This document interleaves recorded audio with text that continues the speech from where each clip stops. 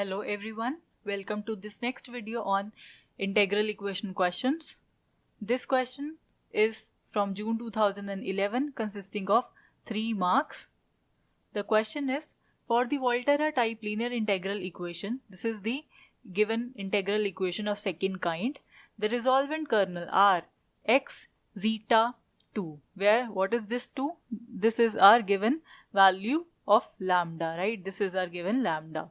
So they are asking the resolvent kernel for the given kernel e to the power x minus zeta. What is the resolvent kernel among these 4, right? So let us do this. Let us solve this. What is the definition of resolvent kernel?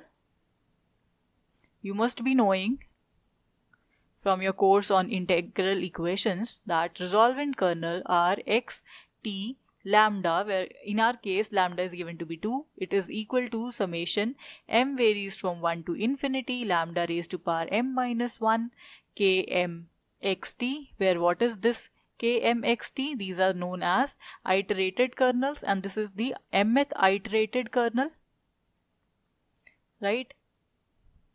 And where the definition of this iterated kernel is that the first kernel ixt, that would simply be given by the existing kernel which is given in the question, and the next kernels m, so we can take kmxt, that would simply be equal to integration within the given limit 0 to x, and k of xz multiplied by k of m minus 1 zt dz. The integration, remember, this is with respect to z, and here you have to change this variables z, right?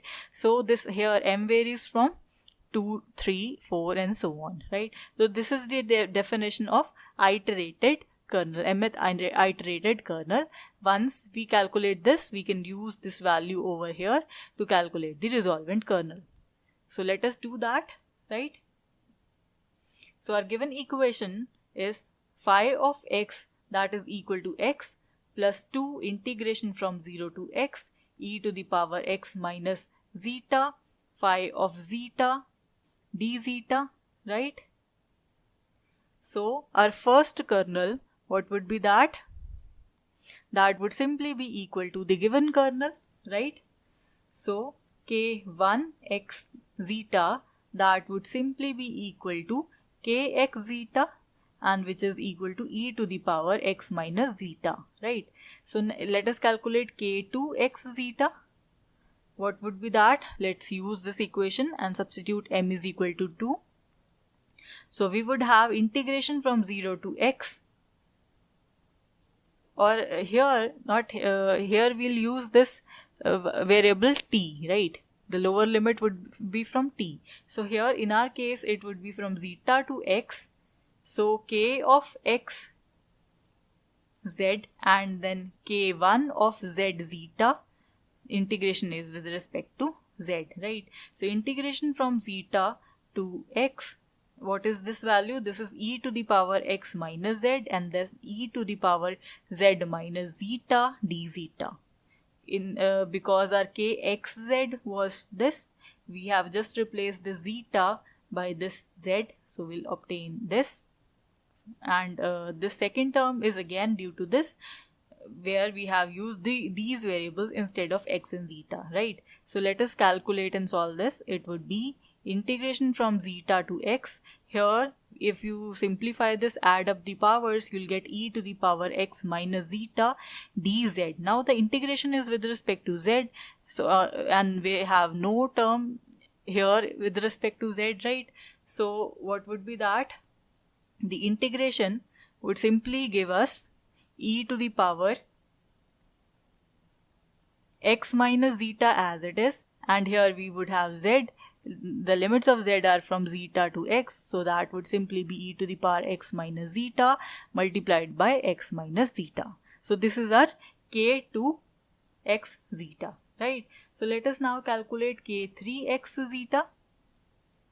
What would be that? It would be integration from zeta to x, k of xz multiplied by k2 of z zeta d zeta by the definition given here. So we would have zeta to x, and then it would be e to the power x minus zeta, and this value, replacing the variable z and zeta, we would have e to the power z minus zeta, and here we would have z minus zeta, right, dz. So again, let us solve this. So it would be integration, just a second, it would be integration from zeta to x. First, this term simplifies to e to the power x minus zeta. There is no term containing z, so we can take this term out from the integration, right? And this term contains z, so z minus zeta dz. So this would ultimately be e to the power x minus zeta. And what is the integration of this term? It would be z minus zeta raised to power 2 divided by 1, right? Divided by 2, right? And the limits are from zeta to x, right? So let us substitute the limits and let us see what do we get. After substituting, we'll have k3 x zeta, that would be equal to e to the power x minus zeta, and it would be x minus zeta raised to power 2 divided by 2, right? When you put zeta over here, you will get 0. So this is our k3 x zeta. Let us calculate k4 x zeta. That would simply be integration from zeta to x, right? And it would be again e to the power x minus z, and here instead of x you will write z, and that's it, right? So it would be z minus zeta raised to power 2 by 2 dz. Likewise, if you solve this, you will get e to the power x minus zeta common, and integration from zeta to x of z minus zeta square divided by 2 dz. So that would give you e to the power x minus zeta, z minus zeta, or ultimately you will get this x minus zeta raised to power 3 divided by 3 factorial, right? So can you simplify this, or can you generalize this? By generalizing, what do I mean? I mean that, see, in k4 x zeta, you are having this term and the cube of this term divided by its factorial.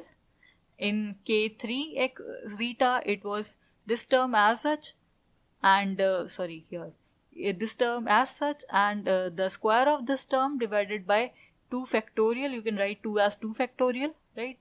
In k1, it was just this term, right? So can you generalize this? So can I write this km x zeta? What would be that? It would, according to me, it would be e to the power x minus zeta raised to power m minus 1. Why? Because for kth term we would have the term power 3 and 3 factorial. For the kernel 3 we have this power as 2 and 2 factorial. For this kernel 2 we had power 1 divided by 1 factorial, right? So I can write this term as x minus zeta raised to power n minus 1 divided by m minus 1 factorial, right? So this is my generalized term. So what would be the resolvent kernel? Let us see the resolvent kernel.